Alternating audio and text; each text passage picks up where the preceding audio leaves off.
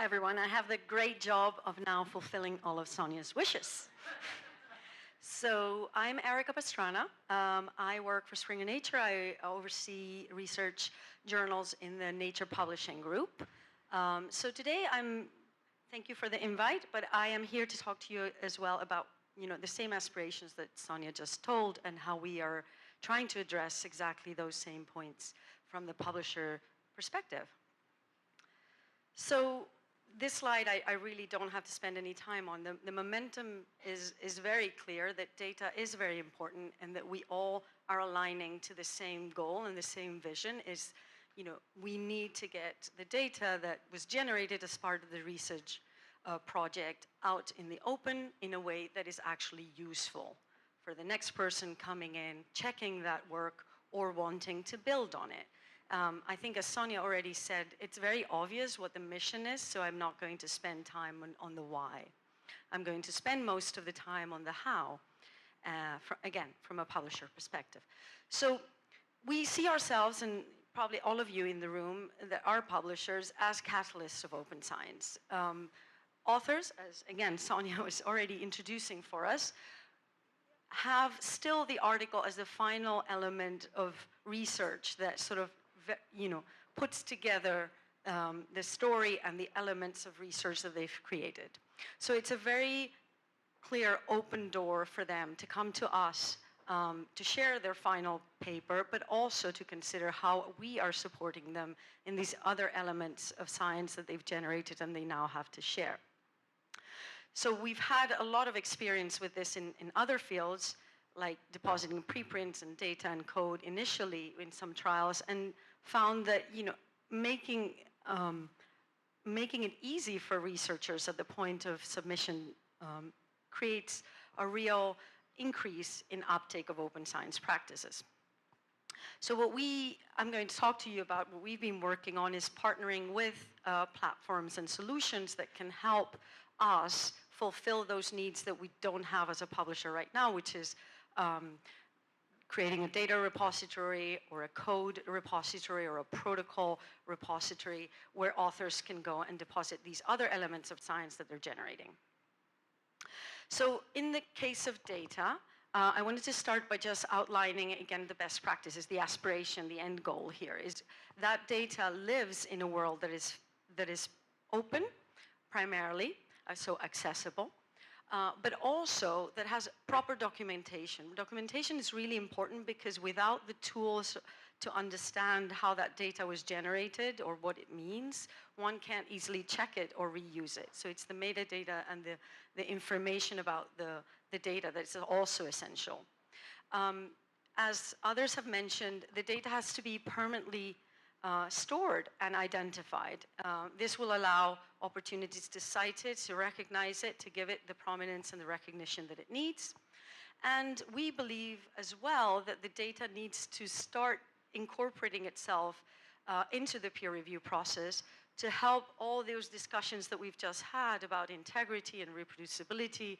I think data has a big role to play in ensuring that the peer review process is more robust and that we can enhance the peer review process and make it more reliable. So with those kind of big ambitions in mind, I'm going to talk about the two steps that I think are essential. The first one is policies, and the second one is practices, supporting practices. So the policies have been touched upon already as well, but the basic one that we need to ensure is that there is a data availability statement in every single paper, so that we are, similarly to what funders are doing, encouraging authors to tell us where and how are they going to make that data available and to describe the presence of the data. So we've just recently united all our 3,000 journals at Springer Nature under one umbrella, one single data policy, which requires exactly that. I'm sure many publishers have this. I think this is a great baseline for all of us to be in, where authors expect this section to be included and obviously opens the door for a lot that we can do to track it.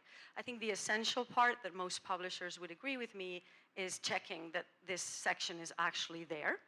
And this is something that obviously automation is going to help us a lot with, and we are happy to have developed a system that actually allows us to incorporate the checking of this element as a part of this rollout. But I think this is the key element, the key elephant in the room too.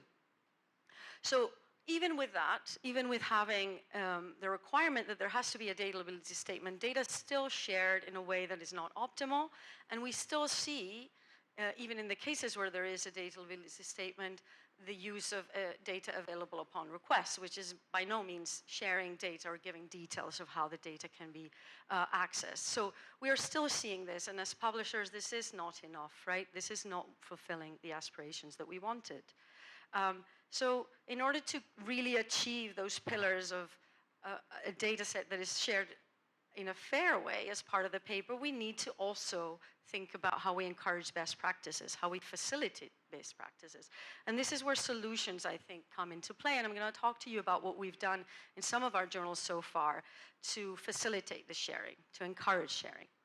And this slide is very obvious to everyone, I think, but it just brings the point that if you want someone to follow a behavior, it's one of the mechanisms that we can all identify with is making it extremely easy for them to do so. So as Sonia was saying, researchers appreciate the value of data sharing and open science. I don't think we have to convince them of that. We just need to make it extremely integrated into the same experience that they're going to go through with the paper. So that integration is what we've been after. We've been trying to pair the submission of an article to the sharing of the data. And when I say the sharing of the data, I also mean the act of telling us where the data is in our system. I think that is the most important thing ultimately. It's not whether the DOI where the data lives is in this repository or that repository. There are going to be variations and specifics. What's most important for a publisher is to collect the information from the author. First of all, to ask the author, but then to collect the information of where they have deposited that data, ideally under the FAIR principles. So that's what we're trying to do. We've partnered with Figshare to offer a very simple solution for authors coming to our submission system where they have an option if they haven't deposited the data in a specific repository that is, for example, required if they've got genomic data or other types of data. But if they're not in that boat, we encourage them to use a generic repository like Figshare to share their data. And the integration allows us to capture that in the system. And that's really important for me because I think that's what then brings all these benefits to ensure there's a citation, there's a recognition, there's a peer review, and et cetera, all the other elements that come after this. So the way this works is that authors will be invited to use the Figshare platform as part of their manuscript submission, and will use a simple form to submit the file and the metadata. The data is stored privately, but is made accessible to our reviewers. So we can point our reviewers to the data and encourage them to check the data as part of the peer review process. We do specialist data checks ourselves as well. And we also encourage authors to cite that data in the paper. So at the end of the day, what we hope to achieve with this is obviously a larger number of authors are sharing, but also the publication is tightly associated with the data set in a way that allows us to ensure both are interconnected in a way through citations, and both are given the credit and the recognition that they deserve. So far, I mean, this started as a trial in the summer of 2022. This data is a little bit old now because we've rolled it out to many more journals. So it's still just reflective of the initial phase where we rolled out this service in 7 journals. We took data 13 weeks after having offered this, and we saw an uptake from authors of 13%, as you see in the right, and subsequently have progressed to accept several of those papers. At this point, we're expanding that service to many more authors and collecting more data that we will update. But I think what is important to highlight is that once you have this practice and you're facilitating this process, we are going to see an increase in author uptake, merely perhaps because of the fact that the funders are helping us push them towards that behavior as well. So it's a concerted effort that I think will lead to higher and higher uptake. Where we're going, so there's a lot to do. You know, as Sonia was saying, there's a wish list for us too. We want to improve the integration in many ways.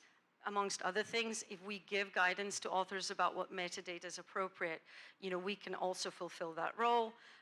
We can support and improve peer review and the research integrity process by embedding the data and the checks to the data as much as possible. We need to work with the wider organization in creating the next level of data sharing policies and metadata standards, etc. And we think there's an opportunity for publishers to better surface the data that is linked to the article in the final article page as well, to create better recognition and credit for the sharing behavior. So with that, I'll thank you. Pass on to our next speaker.